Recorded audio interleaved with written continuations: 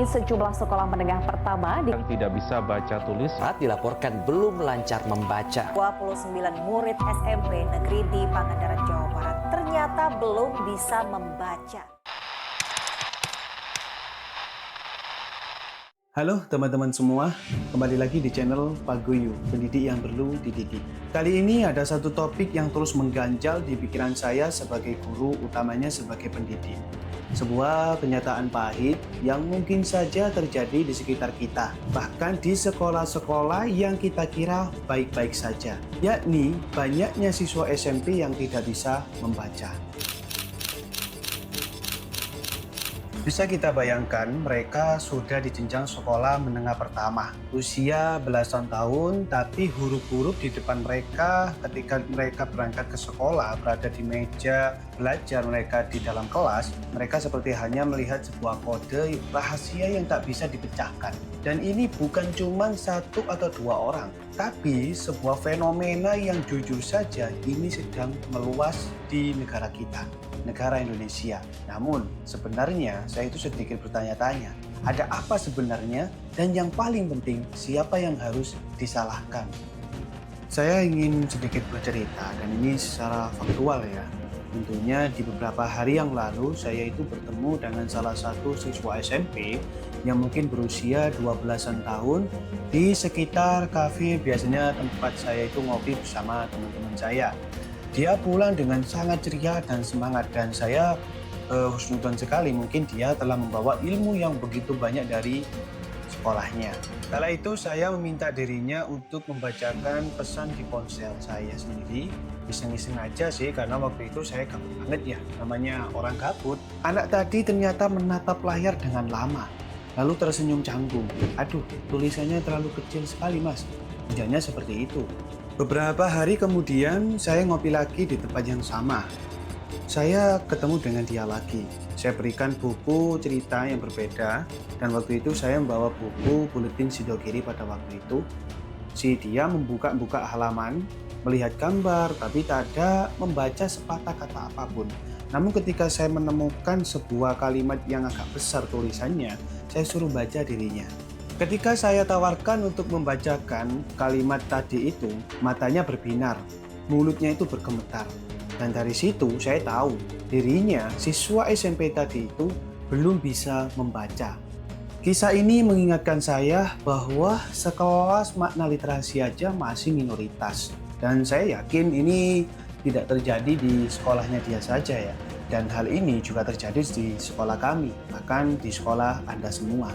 Bapak Ibu sekalian, fenomena ini seperti gunung es. Di permukaan kita lihat anak-anak berangkat dari rumah berseragam rapi, membawa tas pergi ke sekolah, tapi di bawah permukaan ada masalah besar yang luput dari perhatian kita. Dan ini bukan masalah malas atau bodoh, ini jauh lebih kompleks. Nah, ini pertanyaan yang paling berat menurut saya. Siapa yang harus disalahkan? Apakah gurunya, apakah siswanya, apakah orang tuanya, atau sistem pendidikannya? Jujur saja, menyalahkan satu pihak saja itu mungkin mudah sekali. Dan justru ini tidak adil. Ini adalah masalah kolektif. Kita semua punya peran, baik itu langsung ataupun tidak langsung. Menyalahkan siswa tidak adil. Mereka adalah korban dari sistem yang tidak mampu memenuhi kebutuhan dasar mereka. Menyalahkan guru dihadapkan pada kurikulum yang padat, jumlah siswa yang banyak, dan seringkali pelatihan yang mereka hadapi itu kurang maksimal dan optimal.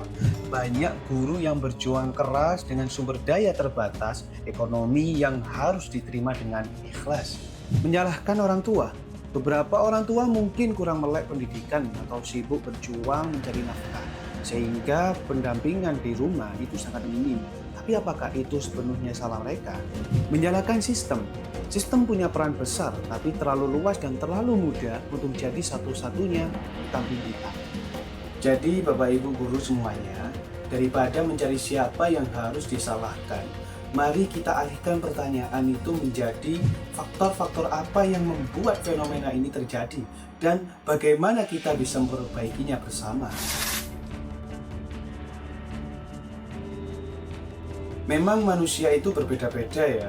Tentu banyak orang yang suka berkomentar, cipris kepada orang lain, ikut campur terhadap masalah orang lain.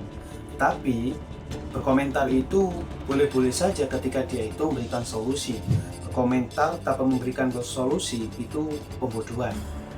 Ada banyak benang kusut yang melilit fenomena ini miris sekali untuk kita lihat bersama-sama bahwa anak-anak siswa SMP yang tidak bisa membaca itu, mereka itu bukan sekedar malas belajar, tapi ada ekosistem yang gagal untuk ditopang. Yang pertama adalah fondasi baca tulis yang rapuh sejak dini. Ini adalah akar masalah paling krusial. Proses belajar membaca dan menulis adalah sebuah bangunan yang bertahap. Jika fondasinya itu sudah rapuh, mulai dari tingkat SD, PAUD, TK, mereka itu rapuh, beneran rapuh ya, maka semua jenjang berikutnya akan ikut goyah. Yang kedua adalah kesenjangan ekonomi dan akses pendidikan yang terbatas. Faktor ekonomi seringkali menjadi tembok tebal yang menghalangi putus sekolah atau banyaknya anak itu sering bolos ya. Fasilitas belajar yang minim, perhatian orang tua yang terpecah, sehingga deteksi dini ketika ekosistem ini membuat finansial yang berkurang bagi kehidupan seorang siswa, tentunya orang tua menjadi peran penting untuk dalam meningkatkan kesejahteraan ekonominya. Mungkin ini adalah kesenjangan ekonomi yang cukup stabil dan hari ini stagnan ini harus kita hentikan. Dan tentu hal ini bisa kita temukan siapa yang disalahkan. Yang ketiga, deteksi dini yang terlambat dan penanganan yang kurang tepat. Masalah buta aksara pada siswa SMP seringkali baru terdeteksi ketika mereka ini sudah terlihat parah dan tidak bisa membaca. Penanganannya pun belum optimal, baik dari segi pengoptimalan asesmen komprehensif maupun stigma dan rasa malu serta ketidakpedean untuk mereka bisa membaca. Ini juga berkurang Bapak Ibu. Tentu deteksi ini harus kita mulai ketika dia itu di tingkat dasar terlebih dahulu. Jangan sampai ketika mereka ingin naik ke jenjang berikutnya, mereka masih belum bisa terdeteksi. Teman-teman, Bapak Ibu pendidik di Nusantara, fenomena ini adalah alarm keras ya bagi kita semua. Ini bukan hanya tugas seorang guru, bukan hanya tugas dari orang tua saja, tapi tanggung jawab kita bersama.